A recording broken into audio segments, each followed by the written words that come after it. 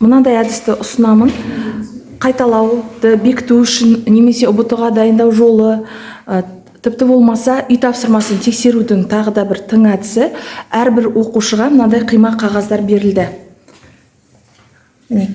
Және әрбір оқушы оқулықтарды жауып, кітапты, дәптер бәрін жауып, бір сұрақ жазады.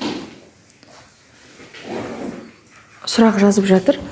Оған 1 минут уақыт берілді.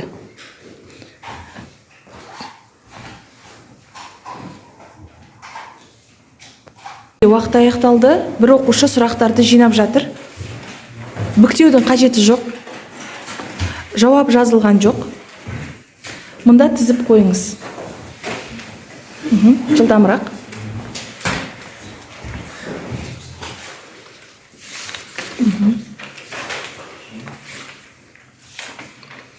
Әзірге сыныптан бір оқушы қалауы бойынша сыртқа шықса.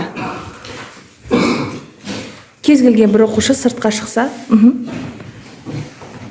Есікті жаба қойыңыз. Дәл қазір осы оқушы кім жауап береді? Яғни жауап беретін оқушыны анықтайды. Ол үшін біз қазір санаймыз. Айнел?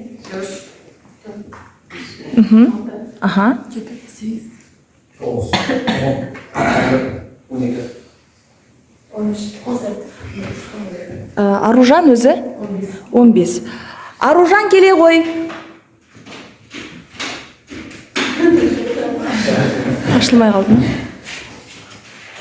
ма? Жоғары шық. Аружан, патша көңіліңіз қалаған 1-ден 15-ке дейін бір санды айтсаңыз. 4-ші нөмірлі бізде кім? Айсұлу. Келе ғой.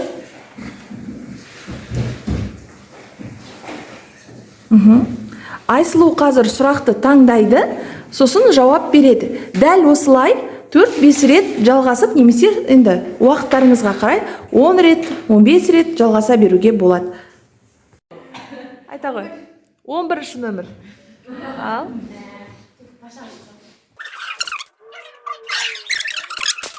Енді бір соңғы оқушы. Бір оқушы. Мәссаған, тағдыр. 15. Сіз таңдаңыз.